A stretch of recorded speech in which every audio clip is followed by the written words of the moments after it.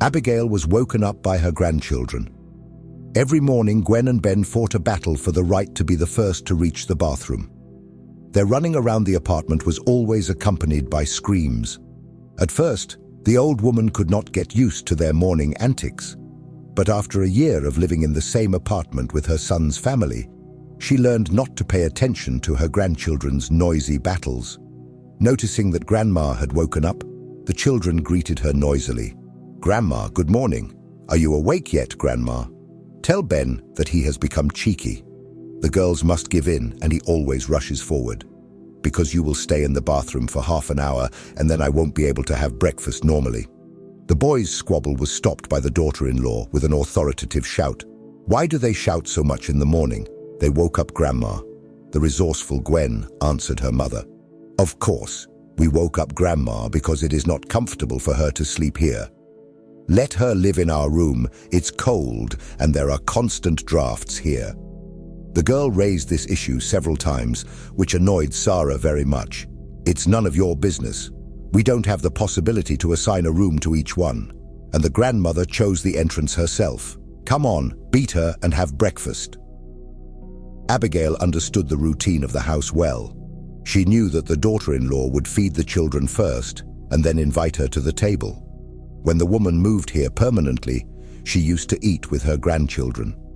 But Sarah was annoyed that her mother-in-law made noise while eating. Abigail tried to eat more politely. "What example are you setting for the children?" This comment offended the old woman greatly. She tried to justify herself by the lack of manners. "Sarah, you know that this is a consequence of a stroke. Look, the right leg has not even recovered, and the right arm works badly. It's because you, Abigail, don't want to exercise. What did the doctor advise you? Go out more often, exercise, and you spend most of the day in bed. I, Sarah, would gladly go for a walk, but you see how difficult it is for me to get down even from the second floor. And what kind of gymnastics can I do at 77 years old?" The daughter-in-law shook her head irritably. "You always have an excuse for everything. I often see older women jogging down the street in the morning. You could also practice Nordic walking with poles that look like ski poles." The old woman looked at her son's wife in surprise. "What kind of walking?" "Well, you've probably seen it on TV. You just need to walk with poles that look like ski poles. Sarah, I have a pole." Although only one, the woman showed her pole, which she had not parted with in recent years. The daughter-in-law, offended, pursed her lips and commented, "It's all a joke to you. You don't want to think about your health. And why talk to you?" Usually, after the reprimands, the daughter-in-law disappeared into the kitchen. Her bad mood could be judged by the clatter of the utensils. Abigail tried to explain to her son's wife that it was too late to change her lifestyle, but she didn't want to hear anything. These disagreements between the two women seriously affected the atmosphere in the house. Sometimes it seemed as if the air in the apartment was permeated with electric shocks. Trevor noticed that his mother and his wife could not find common ground, and this bothered him greatly. On more than one occasion, he asked Sarah to be nicer to his mother, to which she would snap at him, "I'm not going to play dumb in front of your mother. By the way, she lives in my house." This injustice outraged the man. "Maybe, Sarah, you forgot that Mom sold her nice house so that we could buy this apartment. And honestly, I don't like her living in the hallway. And where do you suggest I put her? With the children so that she can fill the room with her ointments. Your dear mother doesn't even wash every day. Besides, she'll infect the children with some infection. Instead of criticizing her, you'd better help her. And I don't want to hear any more talk about this apartment. Mom also has the right to a normal life. She's not living here on loan. Don't forget that she's contributing her pension." "Oh, what a pension, what a pension. Miserable coins. Sarah, by the way, you don't contribute a single ruble to the family budget. Don't forget that." These conversations infuriated the daughter-in-law, but she usually took her irritation out on her mother-in-law. She waited for her husband and son to leave home and began to pester her mother-in-law with comments. She complained about everything, from the way her husband's mother put her slippers away to the unmade bed. But what upset the daughter-in-law the most was Abigail's appetite. When she ate, she literally looked at her mouth. At her age, she should moderate her appetite. The old lady tried to eat in the hall where she slept, but the daughter-in-law immediately became indignant. All that's left is for you to dirty the whole hall. Look, there are already crumbs all over the floor and greasy stains. The constant control of the daughter-in-law oppressed the old woman, and in order not to always upset the perpetually dissatisfied Sarah, she began to eat secretly. But the ever-present daughter-in-law noticed that her mother-in-law was hiding biscuits and other products under her pillow. She gave her a reprimand. "When are you going to get your fill? Don't you understand that an excessive appetite is bad for old people? It's a direct path to a heart attack and another stroke. If you were lucky the first time, the second time, it could lead to paralysis. And who will take care of you then? Do you think I'm going to take care of you? It won't work, so don't even expect it." Abigail couldn't stand it any longer. "Well, Sarah, throw me in the trash. That way I won't bother you and I won't eat anything of you. How can you have the conscience to say such things? They took you in, they gave you warmth, and I am very sorry, Sarah, that I listened to you. I shouldn't have sold my house, the neighbors warned me. Marison's friend warned me that I would regret it 1,000 times. The wise are always right. I have been listening to your reproaches for a whole year, and as for conscience, you should remember yours." The daughter-in-law did not expect her mother-in-law to respond to her attack. Surprised, she gasped with indignation, her face turned purple, and her eyes shone with furious fire. The troublemaker hovered over her mother-in-law and said in a whisper, "Don't worry, you old crow, I will send you to a nursing home anyway." "You are lying, you will not. Why? Because then you will not receive my pension." At the mention of this source of income, the daughter-in-law fell silent. She turned around abruptly and disappeared into the kitchen. A second later, the sound of clanging utensils was heard. Abigail would have liked to release the pent-up negativity on an inanimate object as well, but knowing how it could end, she only muttered under her breath, "Poor dishes and pots. They'll soon start talking after such treatment." The old woman's message reached the proper recipient, and the barrage of irritating sounds was complemented by the clink of broken glass. Sarah immediately commented on her mistake loudly enough for her mother-in-law, whom she hated, to hear. "Probably the old hag has cursed me today." Everything is falling out of hand with each passing day. Relations were getting worse if before Sarah hated her mother-in-law silently. Now she moved on to open actions, and all because she realized that her mother-in-law did not want to be the cause of scandals with Trevor, so she did not tell her anything, and if she does not tell anything, then she can take it out strongly on her. Now she could yell, insult, and make Abigail really hungry. Sarah reveled in her power and impunity. Although Trevor suspected that similar clashes occurred between his wife and his mother almost every day, he hoped that everything would calm down by itself. Abigail also endured a long time without telling him anything about the scandals. Sarah feared that her husband would not take her side in the complicated situation that would defend her mother-in-law. The tense atmosphere in the house lasted for more than a year, but it did not indicate any improvement, as Sarah hated her mother-in-law more and more every day. Even the awareness of her nearby presence irritated the young woman. On the other hand, Abigail tried several times to establish contact with her son's wife. During the first few months after moving into the new house, she helped her in the kitchen, but the daughter-in-law huffed and puffed. "I don't like the way you cook. You put in too much meat without measure, and you like to overcook it. That food is bad for your health. I have worked in the cafeteria for so many years, and no one has ever been poisoned. My late husband, Trevor's father, liked the way I cooked. If you don't like my dishes, how about I peel the potatoes or wash the dishes?" But the daughter-in-law contemptuously refused the offered help. "I can handle the housework myself. And besides, you are an experienced woman. and you know perfectly well that there must be a housewife in the kitchen. Abigail did not try to change the situation after that. She waited patiently for Sarah to take pity on her and invite her to the table. When she put a plate in front of her, the old woman could hardly swallow the tasteless and insipid food. The constant nervous tension and lack of food affected the mother-in-law's health. She began to lose weight rapidly. She often complained of dizziness. But what tormented Abigail most of all was hunger. She always wanted to eat, and the cramps in her stomach kept her from sleeping at night. Perhaps the old woman would not have endured this torment of hunger for long if it were not for her grandchildren. Gwen and Ben were old enough to understand the real situation. The children tried to feed their grandmother without their mother knowing. Today, before hiding behind the door, Gwen put a sandwich wrapped in a napkin with sausage in it into the pocket of her grandmother's robe. Now she waited for the right moment to enjoy her snack.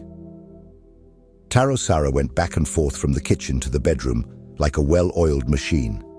And finally, in a bitter voice, she said, "Go have breakfast. I made you some porridge today. Maybe that will satisfy your giant appetite." Abigail did not wait for a second invitation and headed for the kitchen. On the table was a plate of blue liquid porridge. The older woman tried to swallow the tasteless liquid mass, but immediately felt strongly nauseated. She muttered, barely audibly, "At least she should have added some butter." "Can this be eaten?" But Sarah, always alert, caught this comment from a distance. "Wouldn't it be too greasy for you, madam, to eat the porridge with butter? You are worried, you see. I prepare her separate diet dishes, and she, ungrateful, refuses them." Abigail said guiltily, "Sarah, I don't want to be picky, but it really doesn't taste good. The porridge is cold and lumpy. Maybe you cooked it with just water. If you added a little milk, it would be tastier." The daughter-in-law grabbed the plate and threw it into the sink. "You don't like it? Then you're starving." The mother-in-law submissively went to the hall, which bordered her entire living space. She could no longer contain the accumulated bitterness of a year. The old woman's despair spilled over into tears, but the daughter-in-law paid no attention to her mother-in-law's suffering. She ostentatiously began to vacuum right at her feet, then began to mop the floor, adding a good amount of bleach solution to the bucket. Abigail almost drowned. Why the need to mop the floor with bleach in the apartment? Probably to show how to disinfect everything around Grandma. It was painful and humiliating, especially since Abigail had mentioned several times that the smell of bleach made her sick. But for the daughter-in-law, those words turned out to be a call to action.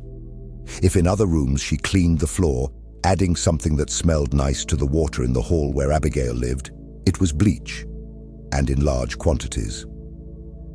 After finishing the cleaning, Sarah went to take a shower. Abigail decided to make the most of the time without the girlfriend. First, she took out the sandwiches that Gwen had put in her pocket in the morning. Then she called her old friend Madison. The unfortunate woman shared her woes. "You were absolutely right in advising me against selling the house. Madison, darling, you have no idea what a hell I live in. The girlfriend squeezes me like a piece of bread." On the other end of the line, a sigh came from the friend the woman hadn't seen for a year. "Why are you putting up with this? Tell Trevor and have him take action. I don't want to cause discord in the family. They have children, but you're a human being. And besides, this horror can't last forever." "Listen, Abigail, I've had a brilliant idea. Move in with me. We'll be happier together. With you, I'm sure we won't have scandals." "Thanks, Madison. You know, maybe I'll consider your offer. I won't be a burden, and I have a good pension too." "Yes, of course you won't be a burden. What nonsense is that? We've always gotten along well. And now without you, I'm bored. We could live wonderfully together." Abigail immediately imagined that image. Yes, with Madison, she would feel like a person. She would eat everything she wanted and go for walks. After all, there would be no stairs to climb for a long time. As soon as Abigail could hide the phone, Sarah came out of the bathroom. She glanced suspiciously at her mother-in-law, but she remained silent. In the evening, the son announced that he had decided to invite his colleagues to his birthday. Sarah received the news with obvious displeasure. And how do you imagine this event? Maybe it would be better to book a table in a restaurant. I don't understand why you are embarrassed about something. Or do you find it difficult to prepare some appetizers? Sarah shrugged her shoulders. What kind of country custom is it to hold parties at home? For a long time now, all civilized people have celebrated all important dates in a restaurant. It could be done in a normal way, so as not to stress the wife with cooking, so that she would put on a fancy dress and spend a few hours in the living room, not standing by the stove. But she couldn't say that to Trevor. She understood that it would upset him. Well, okay, we'll do it your way. Abigail couldn't even imagine that her daughter-in-law would cause another scandal on her husband's birthday. But at first, everything was going well. The couple bought the necessary products at the market and made a festive menu. The daughter-in-law didn't bother her mother-in-law in the days before the event, so she relaxed a little. On the appointed day, Sarah started cooking in the morning, but Abigail, as usual, pretended not to notice her. Only before the guests arrived, she casually said to her husband, "Trevor, do you think it's normal for your mother to be here when your colleagues come over? I told you, she deserves a separate room." "And where am I going to get that room?" Sarah immediately raised her voice. "Why should I put up with inconvenience because of this old lady?" Trevor didn't understand that she was only causing him trouble, that it was time to do something about it. "I know about yours. There are 4 separate rooms in our apartment, and my mother inexplicably lives down the hall." Sarah had no choice but to temporarily move Abigail to her own apartment, but she strictly ordered the old woman not to peek out when the guests came. Do something useful for your son at least once in your life. Hide and don't peek out. I don't want his colleagues to see you. Do I really look like a monster? Okay, it will be as you say, Sarah. I will try not to spoil his celebration with my presence. But a real storm was raging in the old woman's heart. After all, it was she who gave Trevor his life. His birthday had long since become the main holiday in her life. From Sarah's room, Abigail could clearly hear the guests congratulating her son on his birthday. Kind words cheered the mother's heart, so she eagerly caught every wish addressed to Trevor. When the celebration was in full swing, suddenly the doors were flung open and Trevor appeared on the threshold. And now, dear friends, I want to introduce you to the most important person in my life. The man entered the room and took his mother by the hand. She looked at him with fear. What is he doing? Sarah will be unhappy. Then she will not leave Abigail alone. Does her son really not understand that he is on the verge of a big scandal? But it seemed that her son did not care about Sarah or anything else. "Mom, come on. You must not hide on a day like this. Come on, the guests are waiting for us." The old woman felt dizzy from the bright light. She walked timidly to the table, and Trevor immediately offered her a chair. Then her son made a very solemn toast in honor of his mother. Those present supported him with loud applause. "Friends, I am glad to see you here. And I am happy that my mother is celebrating this day with me. She worked for many years in a simple cafe, cooking for farmers and mechanics. She was always at the forefront of the harvest. For her work achievements, Abigail received state awards. Now my mother is retired, but she continues to actively help my wife and grandchildren." Abigail was bathing in everyone's attention, but suddenly she felt the hostile gaze of her daughter-in-law. Unexpectedly for everyone, she stood up with her glass raised and said, "I want to compliment my husband's outstanding performance.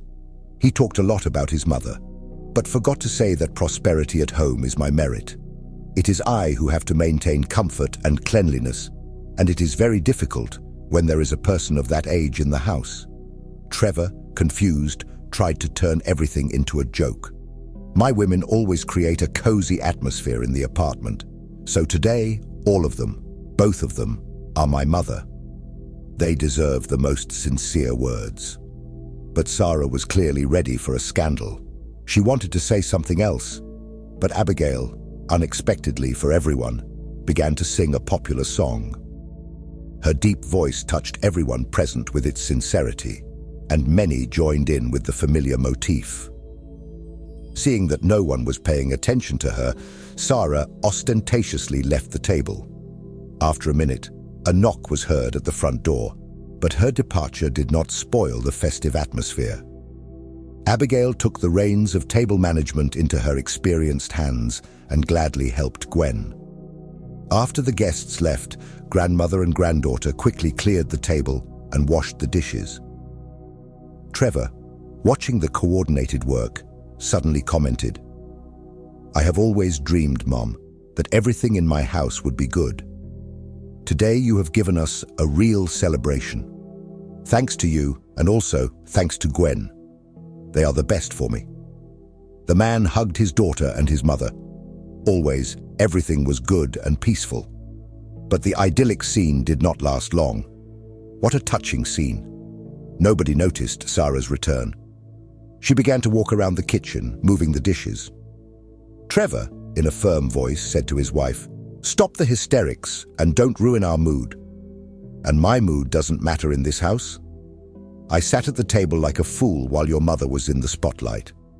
Sarah glared angrily at her husband. One more second and scandal would be inevitable. "Sarah, your behavior today has told me a lot. Calm down and go to sleep. Tomorrow we will talk about everything." The daughter-in-law snorted disdainfully and headed to her room. Things soon flew out from there, the mother-in-law's belongings, hidden from the sight of strangers. Trevor had tears in his eyes, but the mother put her hand in his big palm. "Son, don't pay attention. She'll calm down by herself. Let's have a cup of tea instead. Gwen, put the kettle on."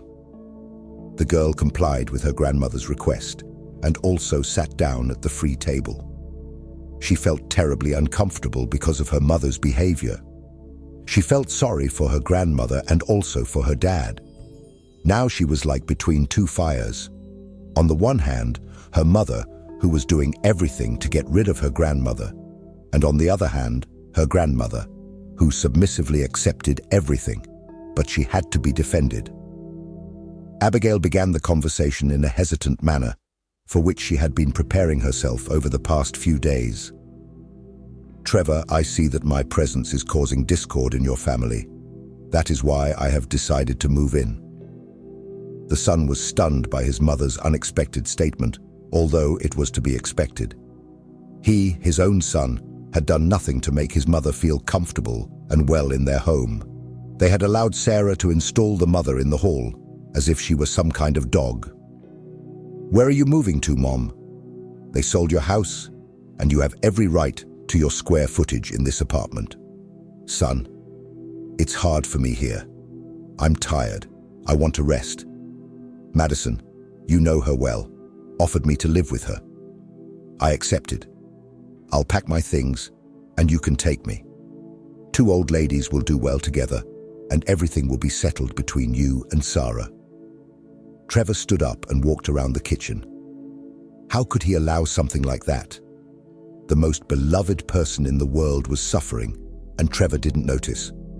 "Enough. This can't be done. Mom, please don't rush to move. I'll try to find another solution to our family problem." The next morning, no one remembered yesterday's misunderstanding. Trevor was the first to go to work, and then the grandchildren rushed to school. Sarah was busy in the kitchen, but she didn't invite her mother-in-law to either breakfast or lunch. The old woman was tormented by hunger. She felt a strong emptiness in her stomach and decided to go to the kitchen. "Can I have at least a cup of tea?" Zara turned to her mother-in-law with her whole body and said maliciously, "It seems to me that yesterday you ate for a whole month. We can have a day of unloading." Abigail did not argue with her daughter-in-law. She returned to her corner in the hall and tried to sleep. Suddenly, Zara's heavy footsteps echoed. Then the plate hit the stool. "Here is your tea. Drink it." After the empty tea, the feeling of hunger only increased. but the old woman was afraid to try to get something to eat again. She hoped that Tata would go to the store and then she could take some food from the refrigerator. And sure enough, the young woman was soon on her way to the supermarket. As soon as she hid behind the door, Abigail headed for the kitchen. She made herself some sandwiches and warmed up some tea. But no sooner had she had her fill than her daughter-in-law suddenly returned. Finding her mother-in-law in the act of crime, she unleashed all her hatred on her. "You're eating again. I wonder where the food in the fridge disappears from. Aren't you ashamed, Abigail? You're not the only one in the house. Look at her, she's eating everything." There's no telling how long the daughter-in-law would have been scolding her mother-in-law if Trevor hadn't shown up. Sarah probably didn't lock the door, and the man entered the flat without the woman noticing. I didn't understand what was going on here. "Sarah, are you talking to my mum like that? Have you turned the house into chaos?" Although the young woman was puzzled, she had no intention of backing down. "And you think it's normal for your mum to rummage through the fridge?" "I don't have time to buy food. She devours it at an incredible speed, and she does it secretly." "Sarah, what are you saying? Maybe you should put a lock on it. I didn't think that in our house, access to food was limited." "Trevor, why are you exaggerating? Both you and the children can take whatever they want at any time, but—" Trevor interrupted his wife decisively. "Understood. Not all of us have the same conditions. Only my old mother is devouring you and won't let you live in peace. Okay, I'll find a solution to this problem. I think you'll be satisfied, my dear." Sensing trouble, Sarah began to flatter her husband. "Trevor, don't be angry, you've misunderstood me." But the man made it clear that he didn't want to continue this conversation. The next day, after lunch, Trevor appeared. Two strong men followed him silently as they quietly carried the refrigerator into the house. Trevor pointed to the door of Sarah's room for the porters. "Boys, take it there if it's not a bother. Move that bed there too, I'll pay you extra." Trevor pointed towards Abigail's bed. The men easily moved the furniture and left. Saro watched everything with wide eyes. "Trevor, what does this mean?" Leaving his wife's question unanswered, the man re-entered the room. Trevor began to carry his wife's belongings out into the hallway. From his facial expression, it was clear that he was doing so with obvious pleasure. Zara could no longer bear such mockery. "I demand an explanation." "What kind of authoritarianism is this?" The man replied calmly. "My dear, you did as you pleased for a long time, and I put up with it. I put up with your pranks and mistreatment of an elderly person. But everything has a limit. It seems you have forgotten what dowry you married with. Your memory has erased all the good my mother did for us. Your parents did not even help us with a penny. They only got used to receiving. But why be surprised? You have inherited not the best human traits from them. Trevor, please wake up. I have asked you many times. It was on your initiative that I insisted that Mom sell the house. You promised her that she would live with us as a queen. But in reality, you belittle her by giving her a piece of bread. It is outrageous. Trevor, I will correct myself, I promise. Sarah, I do not believe you. I doubt that you will change. So I decided. Trevor looked meaningfully at his wife and she paled with fear. I decided to reverse the process. How should I understand that? Very simple. We'll be exchanging this big apartment for two smaller ones. I think Mom will like having a well-equipped home in the form of a one-bedroom apartment, and we'll be fine with 2 rooms, like before. I've already posted the ad. In the meantime, she'll live in the room you used to occupy. And in general, you should look for a job. Sarah hung her head in resignation. She started packing her things, and it was noticeable that she was crying. Trevor decided to put an end to the situation. I consider the incident closed. Oh, I almost forgot. Give Mom back her pension card. She will be able to order whatever products she wants, and she will store them in her own refrigerator.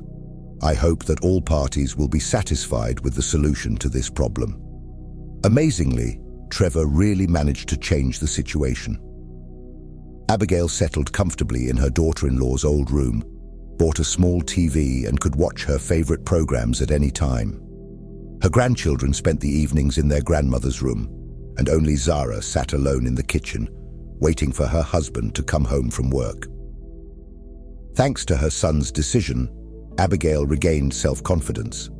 Her mood also improved significantly, so the elderly woman often went out on the street in the company of other pensioners. Several months passed, but the topic of apartment exchange did not disappear from the agenda.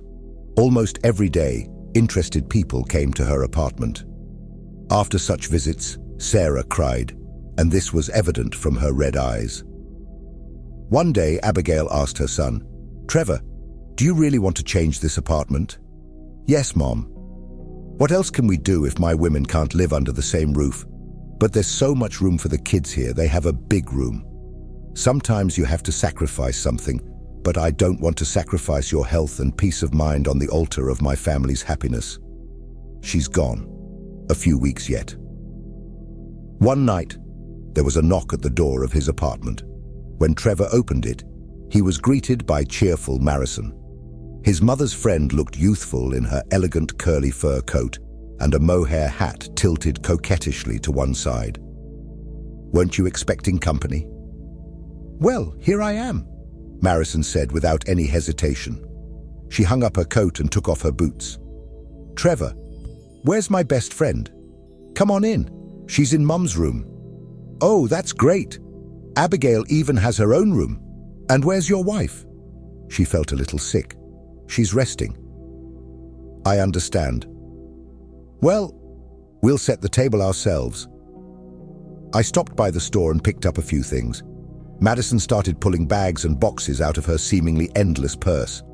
As a finishing touch to the sweet treat, there was a luxurious cake decorated with sweets. Gwen and Ben were delighted with these gifts. They settled comfortably in the grandmother's room, listening to the conversation of the friends. Thus, under the memories of the two friends, they fell asleep, while Marison and Abigail talked almost until dawn. The next day at night, Marison, as if nothing had happened, announced, "Trevor, you wouldn't mind if I took your mother, would you? We are two lonely old women. It will be more comfortable for us to live together for the rest of our days." The woman was clearly in a good mood. "Don't worry, we will behave decently, and we will not bring men into the house," Marison winked at her friend. Oh yes, the positive mood was passed on to Abigail. Over the past year, she had lost the ability to joke and smile, and her friend's visit restored that ability to her. "We will act according to the circumstances. Actually, I am not opposed to male company, but with you one must be on one's guard. Trevor remembers that in his youth he stole more than one suitor from under my nose." The older ladies laughed together. Trevor watched them and could not help but rejoice. His mother seemed rejuvenated. A lively spark shone in her eyes again. These changes made his son happy, but at the same time he was saddened that his mother had not found refuge in his home. He understood that moving in with his friend was a sacrifice for a loving mother. He would like to do something for her. Abigail seemed to have read her son's thoughts. "I want you, son, to be happy, and I ask you not to worry too much. Everything will be fine." All this time, Sarah was in the room. She understood perfectly that the whole family was gathered behind that door, having fun and enjoying themselves, and no one thought of inviting her. And only now could she understand how her mother-in-law felt when Sarah ignored her and hid her from everyone. Sarah was now dispensable to everyone too. The children were laughing happily with Grandma, her husband was having fun with Madison's jokes, and she was sitting here alone. Only a week ago, Sarah would have been angry and made a fuss, but now she was overcome with a feeling of pain and then, probably, one could call it regret. However, Sarah went out to see her mother-in-law off, her arrogance gone without a trace. She approached her mother-in-law and, surprisingly, burst into loud tears. "Please forgive me." Sarah herself did not understand how those words came out of her, but somehow she immediately felt relieved. "I hold no grudge against you, Sarah, but I really want you and Trevor to be happy." In the first few days after Abigail's departure, the house was full of tension. Sarah perfectly understood that her husband blamed her for his mother's departure. She also understood how it looked from the outside. Her mother's house was sold, and she was sent to live with an old neighbor. One time her husband found Sarah in the kitchen, packing up a cake, with the impatient children by her side. Where are they all supposed to go? Gwen ran to her father. "Dad, Mom and I are going to visit Grandma. Mom called him and Grandma is expecting us. She says she misses us so much." Trevor looked at his wife in surprise. She smiled sheepishly. "It won't be for long, just a couple of hours. We'll have tea with Grandma and come back." Trevor was even taken aback. Apparently, it was necessary to go through all this so that Sarah would finally reconcile with her mother-in-law. "But why do you need to leave?" "Let me take you. I haven't seen my mum for a long time. We only talked on the phone." The children were jumping and screaming, and Trevor took the prepared bag. "Wow, you put bricks in there or what?" "Bricks? Gifts? For Mom and Madison? Medicines?" She gave me a whole list. They stayed at Madison's house until the afternoon.